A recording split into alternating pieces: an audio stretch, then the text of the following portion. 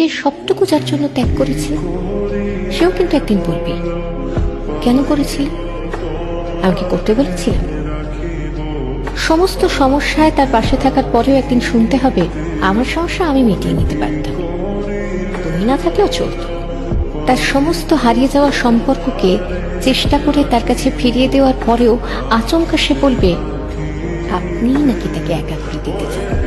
একটা দিন নিজের মতো চাইলেও ব্যস্ততার অজুহাত এসে দাঁড়াবে প্রাচীরের মতো। আসলে অনুভূতিগুলো মরে গেলে রয়ে যায় শুধু যুক্তি আর তর্কের পাহাড়। তখন কথার পিঠে কথা বসে, কে ভুল কে ঠিক তার লড়াই চলে, কারণ সে বিশেষ অনুভূতিগুলো তখন মৃত।